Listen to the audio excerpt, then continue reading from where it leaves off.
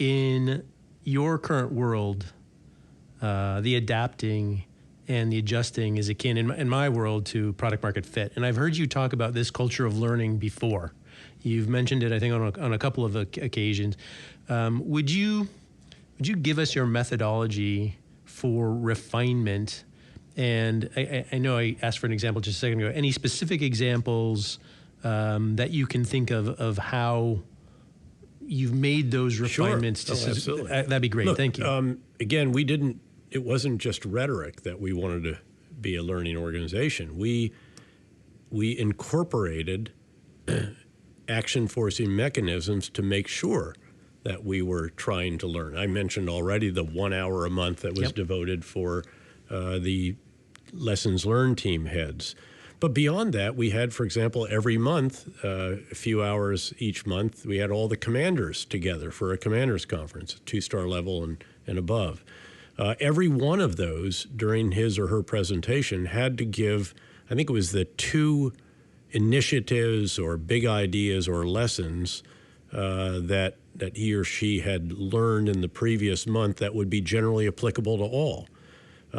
So again, every activity we did, there was a requirement. This is not optional. You had to constantly share big ideas. And I even did, when I was a 2-star division commander in Iraq, for example, during the first year after the fight to Baghdad, we then moved up to Mosul. And we had a daily conference call with all of the subordinate commanders, the brigade commanders, and then the separate commanders as well.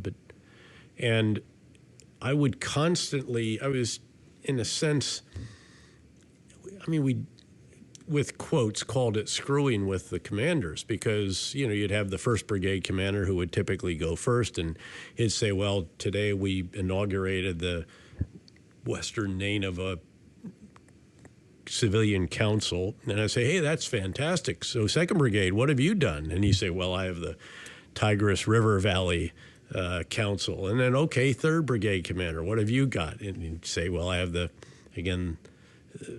Mosul Council. Again, but what you're doing is you're promoting the idea that we should be constantly not just coming up with new initiatives, but sharing them, and to a degree competing with each other. I might add, I was incredibly fortunate with the 3 infantry brigade commanders that we had during that first year, all of whom were there for the whole first year in Iraq. Every one of them ultimately made 3 stars.